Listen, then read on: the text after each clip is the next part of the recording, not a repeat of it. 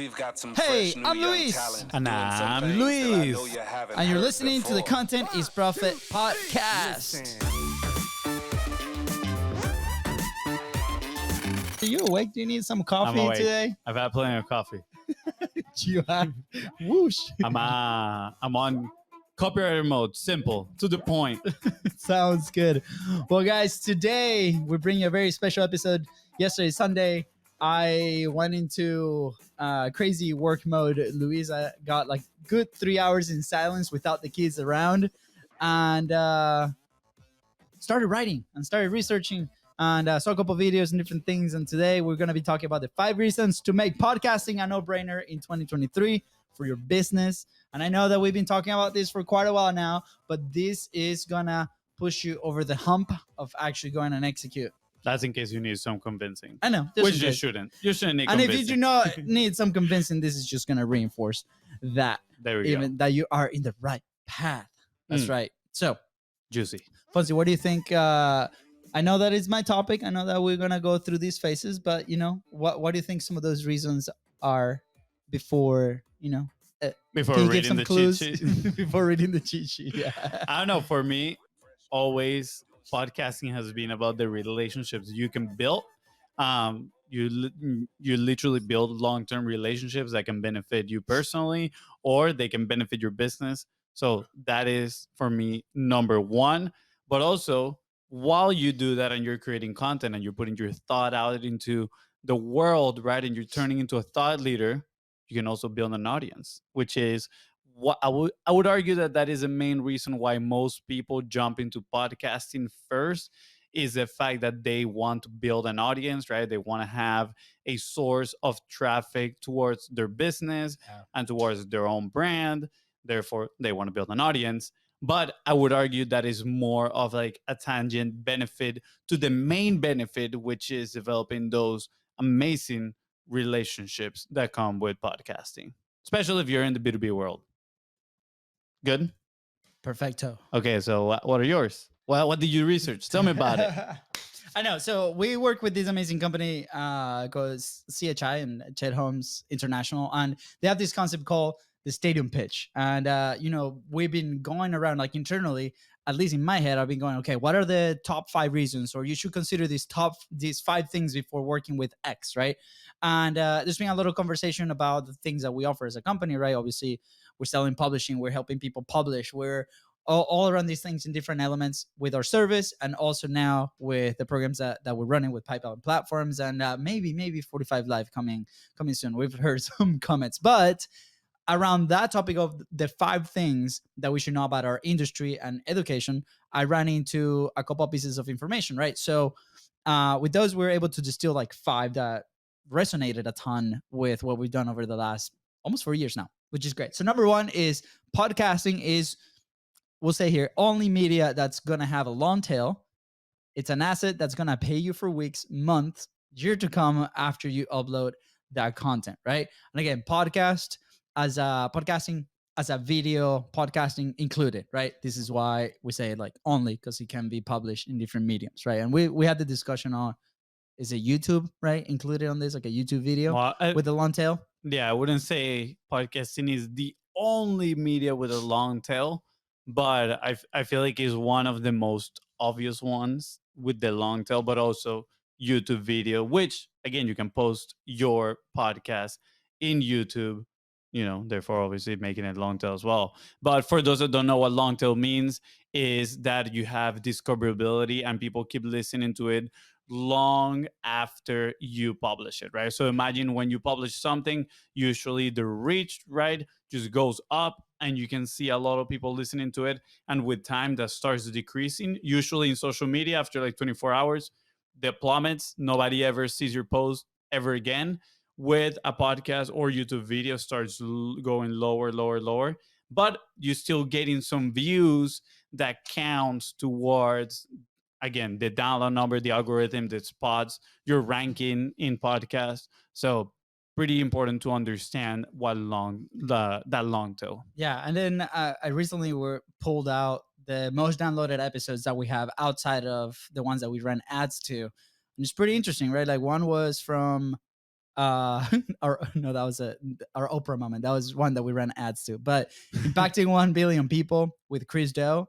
Hey, that has been pretty awesome. That was published in 2022, and the 7-day launch, like this is full transparency download numbers, right? 43 downloads, and Wow. then after that 2000 something. Then we had another one with podcasting 101. Then the AI episode reaching 1,000 downloads. That specifically one that has been really good. So, anyways, these have been podcasts that we published last year, right? At the end of, October, November, December of last year.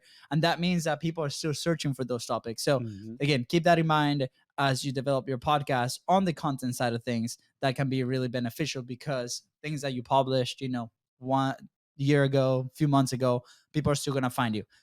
In fact, one of the connections that I had over social in the last couple of days has been somebody that went through the newsletter series. Right, we have 5 episodes with our friends from Hotspot, and it was an amazing series, and a lot of people are taking a lot of value from that.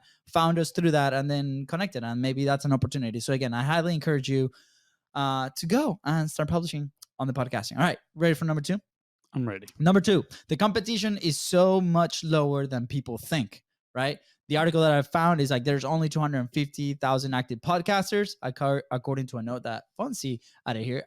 There are actually 2.5 million podcasts in Apple Podcasts, which 450,000 are active, meaning that they have posted in the last 90 days. Compare this to YouTube numbers, right? And YouTube numbers is millions of active channels that are out there, right? Obviously, two different channels, but also you can leverage the podcast into YouTube, like we mentioned before. So, Yeah. Something pretty interesting also to note here is that people that listen to podcasts, they don't really listen to like 20 different podcasts. They usually have like about 6 podcasts in their rotations, and they listen to about 7 hours per week of podcasts. So I would say it's a little bit more of an intimate medium than YouTube, right? Like YouTube, you're usually, unless you have their membership and you like turn off the video and you're listening to it, which at that point, I would argue you're just listening to a podcast. You actually, are in people's ears while they're, maybe cleaning the dishes, doing the lawn, like all these things, right? Like people take you with them in their car rides, and it becomes a more intimate form of media, right? And they're listening to you and your ideas. So I would argue, sure, YouTube is the bigger medium. Having a podcast and having engaged audience in your podcast is probably more valuable. Plus, it has been proven, right, that podcast listeners have more spending power than people in other mediums. So if you're selling something, right, if you're driving traffic from your podcast to one of your offers, it is probably better for you to lean into podcasting. yeah, I love this, right? Because the quality of people that listen to your show, I mean, we've got several messages of people that we're very lucky to be in their weekly lineup of shows, and we're deeply grateful, and they're amazing professionals, right? The companies that they run, the things that they do are totally amazing, and we're just very proud of them listening to the show, or you listening to the show, right? Because um at the end of the day, it's like, are we really connecting with the people that can make a change, right? For us, it's really important to connect with people that want to put their message out there, and everybody that listens to the show hopefully are doing that in there. So and again, we're going to talk about this in a little bit, but all these platforms are moving towards shorter and shorter types of content, and podcast is just a possibility to connect with those that enjoy the long form, high quality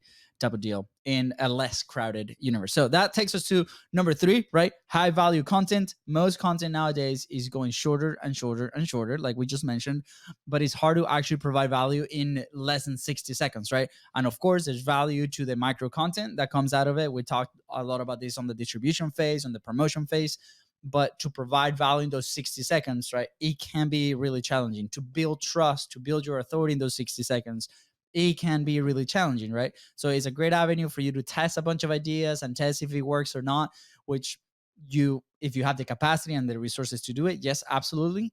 But the podcasting side of things, you can extend, you can provide a ton of value, you can explain things, you can share ideas, and the people that listen to you over a long period of time are going to be able to build that trust with you. Yeah, I feel like So I was actually just thinking about how the time frame for success in a certain activity is so distorted nowadays. Like I see all the time on Twitter posts from people that are like, I spent 4 years in college studying this, but I'm gonna teach it to you in 2 minutes. And it's like, nah, bro, you're not gonna teach me how to run a full on business in 2 minutes. Of course, it's super clickbaity, right? But that is why a lot of people are so desperate that they're being clickbaited into those type of posts, right? And a lot of these mediums and what is being very popular right now is that short form type of content. And yes, it might catch people's attention. Again, we do lean into short form content to get people's attention, to bring them into our world, but a lot of it that we see is very clickbaity content that they're trying to tell you they're going to solve all your problems in 2 minutes, right? When in reality, guess what, it is not going to happen, and you need a long form type of content where you can nurture those relationships, right? Once you grab people's attention, you want to bring them up your value ladder, up your ladder of platforms, right? And nurture the relationship and teach them, right? Not in 2 minutes, what it takes to build or to solve the problem that you're helping them solve. So I think, again, super valuable having your own platform to develop these high end relationships, whether that is with the guest or with the audience. Yeah, no, absolutely. And I mean, the show is a proof of it, right? We're about to hit 400 episodes officially. I think we're way past that in the ones published, but every single episode aims to help you move a step forward into publishing, right? So, and you see it with the quality of people that end up on a call with us or end up on a conversation with us around this thing is that you have that trust that you've been able to build, right? And for B2B companies, right, where sometimes, let's focus on sales side, you need more time to build those relationships because maybe you're selling something that takes multiple points of contact, right? This is a great tool to obviously connect, and we're going to talk this in the bonus section of this episode in just a little bit. But um short form is not going to be there. The audience, that CEO that you want to connect with, that person that makes decisions that you want to connect with, it might not be consuming that type of content, right? So also we go back to, do we know the market, right? That is not just listening to the show, but is being invited into the show and having these conversations. So again, value, more high value content, I think, is more relevant, right? And that's one of the reasons we don't 100% focus on those numbers. We track them, of course, to get better every single day, but the amount of people that's listening to the show is way better when that content is good. What's happening? Are you okay there? For a second, I thought I lost my Do you? track. I could see your mind. You're fighting to get that thought back. It's like, where is it? We're coming back. Okay, number 4. It presents the opportunity for multiple streams of income. Let's go. And we talk on the show about a few of them, but obviously, the classic one is you can have a sponsor. People can buy your products and your service. You can have a paid community. You can do affiliate marketing. So many things. And here's the disclosure, right? Like for some of these, you might need a bigger audience, but it's the possibility that you can do that. And keep in mind, we talked about this on the show, right? There's two type of audiences. One is the one that listens to you. The other one is the one that you connect with on your show. Bring them in here. Again, back to the B2B side of things. If you bring people into this platform and you co-create, you collaborate on an interview, on a conversation, on a very specific topic, then that person is also listening to your message 100% of the time. So that's the fastest way to actually create revenue from your podcast. But again, apart from that, it obviously creates multiple streams of income, right? So right now, for us, a case study is like we're part of a network, right? That helps as well. We've sold our services, we've sold our products, we, driven people into an email list. Like there's many ways that you can do this. So, which is very exciting. It just increments the opportunity for your business. Yeah, I have nothing to add in there. I think you pretty much cover almost all of the ways to make money, right? At the end of the day, you're getting attention. Just think about how can I leverage that, whether that is, again, selling that exposure to other brands and then capitalizing that, or having a product of your own where you're driving them and selling them. If you have an interview, right? And if you have potential B2B consulting, coaching, service type of business, then you can sell those to your guest as well. Sounds good. Pretty good. Well done, Sharp, Fonzie. straight to the point. All right, number 5, multi-purposing. Let's go. You cannot turn 20 TikToks into a podcast. That'll be really challenging for you or the editor, but you can actually turn a podcast and multi-purpose is for the variety channels like TikTok, Instagram, and YouTube Shorts, right? We all know the value of these channels. We talked a little bit about this earlier in the interview. You can use these channels and the micro content that you post on these channels to be able to gather a ton of feedback, to be able to be like, hey, are these topics resonating? What's working? What's not working? Where can we dive into a little bit more? Some people might find you. I might move into your podcast. You know, there might be some people consuming shorts that are actually podcast listeners, right? And that's where they're gonna go there. So you can start filtering that. And with that, again, word of caution, right? Consistency and frequency on the distribution is very important on that side. That's something that we're working on our side as well. So again, you have the possibility to do that. You can record a 1-hour conversation or a 20-minute podcast, right? And then you can split that up depending on how you structure it ahead of time. So anything else, Fonzie? No, I think that's pretty good. That was pretty self-explanatory. It should have been like a solo episode, just, LUISDA. Fonzie. Hey, are you throwing away all the value I've delivered so far in this episode? Wow. Okay. All right, Fonz, I'm gonna let you talk about the bonus one. Why? You got this. No, you got it. You wrote it. It's your episode. All right. Own it. The bonus one, pipeline platform. Don't forget, your podcast is this amazing place where you can bring your ideal client, your ideal prospect, your ideal relationship to collaborate with you for a full hour.